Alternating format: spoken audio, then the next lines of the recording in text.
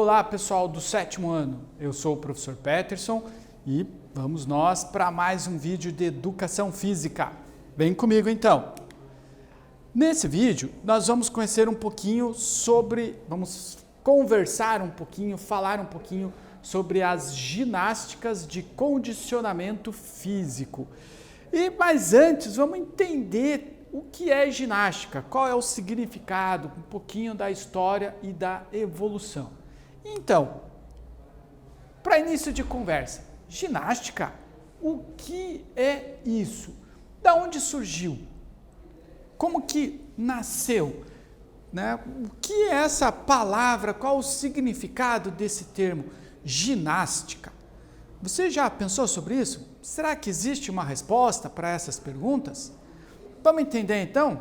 Começando do início. Olha só, a palavra ginástica vem de uma palavra grega, que a gente pronuncia como ginastike, que significa, olha só, a arte de fortificar o corpo e dar-lhe agilidade. Arte de fortificar o corpo e dar-lhe agilidade. Então, significa o quê? Que a ginástica, ela tem como objetivo principal tornar o nosso corpo mais forte e também tornar o nosso corpo mais ágil. Tá, mas o que é agilidade, professor? Agilidade é uma capacidade que o nosso corpo tem de realizar movimentos, tá? Então, quando a gente é mais ágil, quando a gente desenvolve a agilidade, nós conseguimos realizar esses movimentos de uma forma mais rápida e com mais qualidade. Então, a agilidade tem a ver com os movimentos que a gente consegue fazer, certo? E força com a nossa capacidade de força, né? De realizar movimentos também, certo? Então, isso é o que significa a palavra ginástica, certo? Então, mas a gente pode entender um pouquinho mais. Olha só, a ginástica é um conceito que engloba modalidades competitivas e não competitivas. Então, vamos pensar um pouquinho. Então, existem esportes de ginástica, exatamente, existem esportes de ginástica. Esses esportes de ginástica são as modalidades competitivas da ginástica. Então, aí nós temos uma competição de ginástica. Mas também existe uma ginástica não competitiva. Essa ginástica não competitiva, qual é o objetivo dela? Não há competição. É o quê? Somente os benefícios que essa prática de exercícios vai trazer para o corpo, certo? Então, temos duas formas de ginásticas, competitivas e as não competitivas. As ginásticas envolvem a prática de uma série de movimentos que vão exigir o que do nosso corpo? Força, flexibilidade e coordenação motora, tá? Então, os movimentos da ginástica sempre estarão exigindo isso do nosso corpo. Força, coordenação motora e flexibilidade, ok? E o objetivo, né, o objetivo final disso tudo é o aperfeiçoamento do nosso físico e também o aperfeiçoamento mental. Existe um ditado grego muito antigo que dizia que nós precisamos ter mente sã em corpo são, mente boa em corpo bom. Então, nós treinamos o nosso corpo, aperfeiçoamos o nosso corpo, né? E quando estamos aperfeiçoando o nosso corpo, né, melhorando a condição física do nosso corpo, esse exercício também faz diferença na nossa mente. Nós melhoramos a nossa mente também. Interessante, né? Tá vendo como vale a pena fazer exercício físico? Vale a pena fazer ginástica? Então, aqui a gente tem um gráfico que mostra a evolução da ginástica, tá? Então, olha só, lá no começo a gente tem a pré-história, já existia ginástica lá? Já existiam os exercícios físicos necessários até para sobreviver. Então, esses exercícios de sobrevivência eram um tipo de ginástica, tá? Depois nós temos o Egito, né? A Grécia, onde a ginástica dá um salto de importância. Olha só, como na Roma a gente tem uma subida no nosso gráfico, né? Daí nós temos a época dos romanos, que também aproveitaram a ginástica grega e trouxeram essa ginástica para a sua cultura. Na Idade Média, a ginástica dá uma sumida da história, tá? Por quê? Porque ela estava relacionada com o corpo. E na Idade Média, tudo que era relacionado ao corpo era considerado ruim. Então, na Idade Média, a ginástica dá uma sumida da história, tá? Mas depois ela volta lá por volta dos anos 1600, tá? Com a idade contemporânea, ok? Então aqui só uma ideia desse nosso gráfico da ginástica. Então vamos entender um pouquinho esse gráfico agora num outro slide aqui, ó lá. Pré-história, uma característica utilitária, ou seja, relacionado à sobrevivência. A ideia era treinar o corpo, ou seja, um corpo mais forte e mais ágil poderia sobreviver melhor, né? Lembra daquele outro ditado, né, da natureza que diz assim, só os mais fortes é que sobrevivem? Então, na pré-história, essa era a lei, era isso que valia. Então, um corpo que tivesse agilidade, que fosse forte, ele teria mais chances de sobreviver, certo? Daí nós temos a antiguidade, então aqui é o Egito, a Grécia e Roma. Então nós temos daí práticas corporais relacionadas ao quê? A educação corporal, a estética e as características guerreiras. Então a gente vê que a ginástica também era uma forma de deixar os soldados mais preparados para a batalha, tá? E também uma forma de educar a população, né? Fazer com que a população desenvolvesse um corpo mais forte, né? Mais resistente e que daí ficaria menos doente, ok? Daí nós tivemos a Idade Média, e na Idade Média a ginástica ela fica limitada somente a essa preparação militar. Então a ginástica ela sobrevive dentro da cultura da Idade Média na preparação militar, certo? No treinamento dos militares para a guerra. Fora disso, ela era considerada como algo diabólico, né? Ruim. Por quê? Porque estava relacionado ao corpo, certo? E a Idade Média, né, a cultura entendia que tudo que estava relacionado ao corpo era ruim. E tudo que estava relacionado à alma, daí ao espírito, isso era bom, tá? Por isso a ginástica ficou meio presa nos quartéis, só para o treinamento militar nesse período da Idade Média. Daí nós vamos ter a Idade Moderna. Então, na Idade Moderna tem ressurge aquela preocupação com a educação do corpo.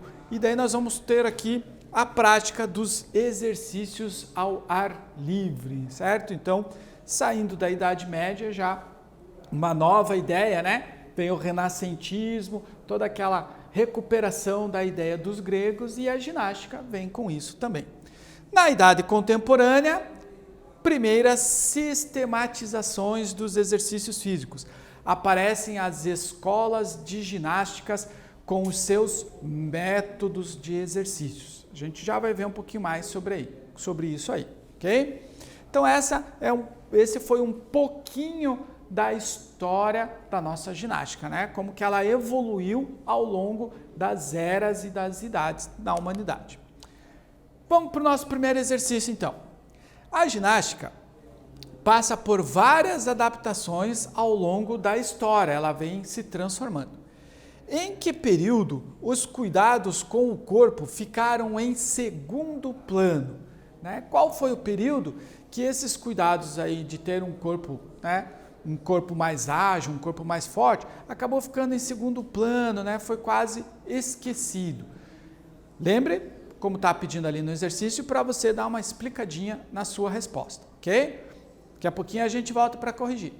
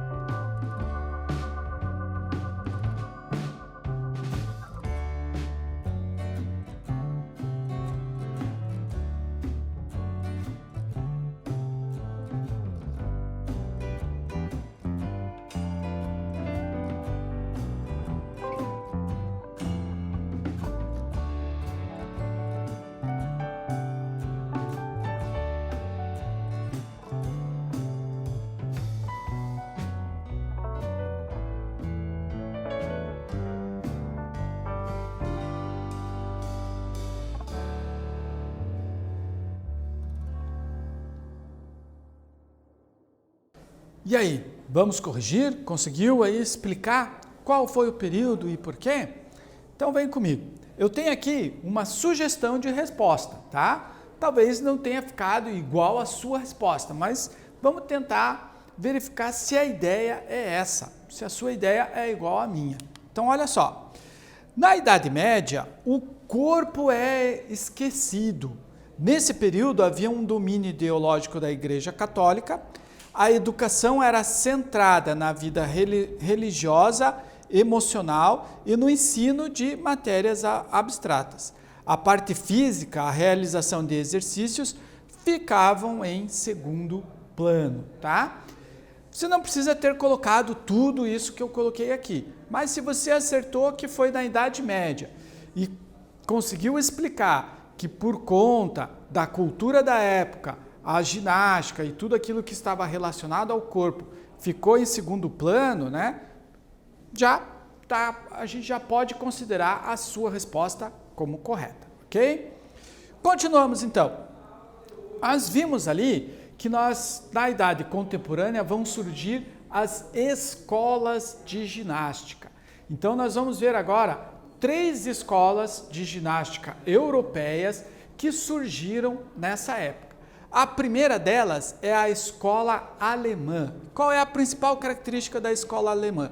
Claro, surgiu na Alemanha e tinha o objetivo de preparar os corpos para a defesa da pátria. Então, olha só, de novo aquilo da preparação militar. Então, a ideia aqui era que quem vivesse na Alemanha, quem fosse cidadão alemão, tivesse um corpo preparado, ágil, forte, para alguma necessidade de defender a sua pátria. Então, também tem a ver com o uso militar da ginástica, certo? Da preparação militar.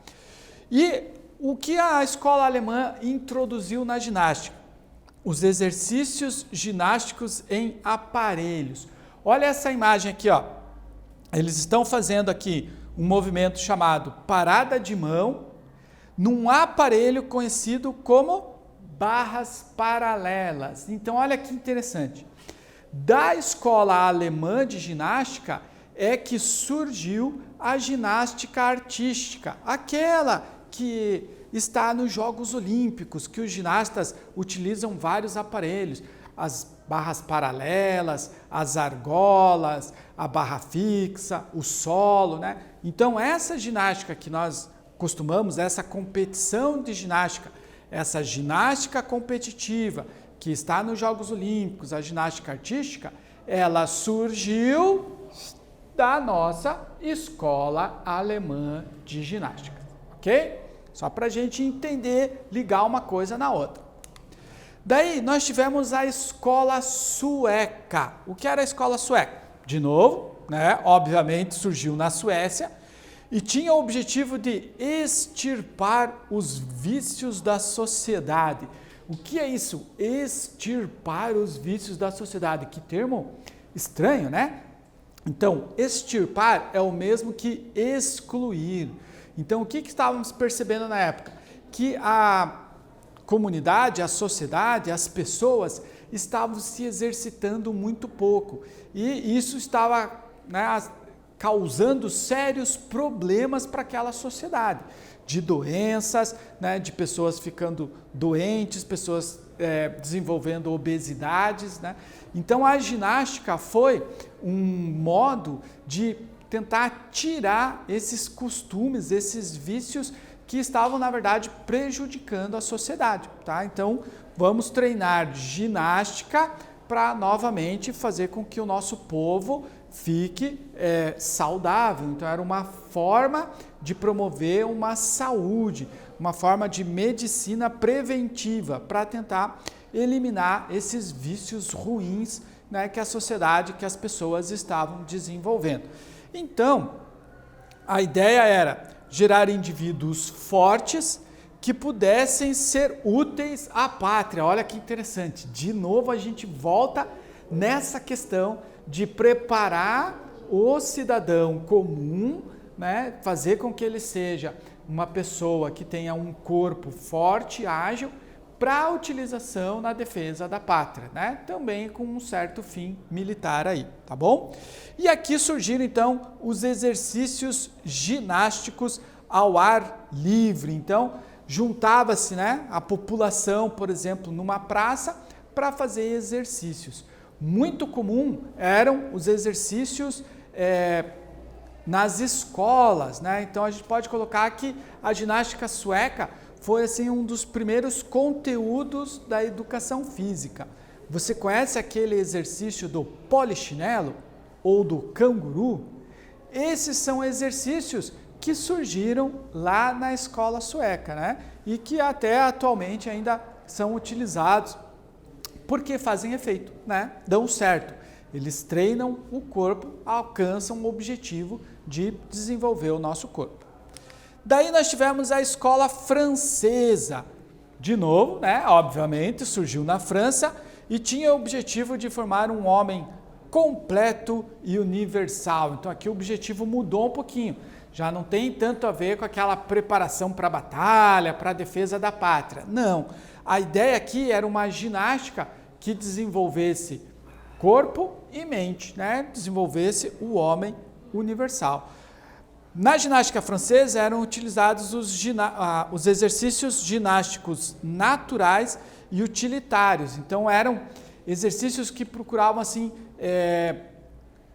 envolver movimentos que no cotidiano a pessoa iria utilizar, tá? Então isso que são exercícios utilitários, exercícios que têm utilidade, habilidades que poderiam ser levadas para outras situações do indivíduo. Então, vimos aqui as 3 principais escolas e métodos de ginásticas europeus, ok? Segundo exercício, então. Na Idade Contemporânea, surgem as primeiras sistematizações de ginástica, conhecidos como Movimento Ginástico Europeu. Quais escolas de ginásticas tiveram origem a partir desse movimento? Vou dar uma dica para você. São 3. Anote no seu caderno, a gente volta logo para a correção.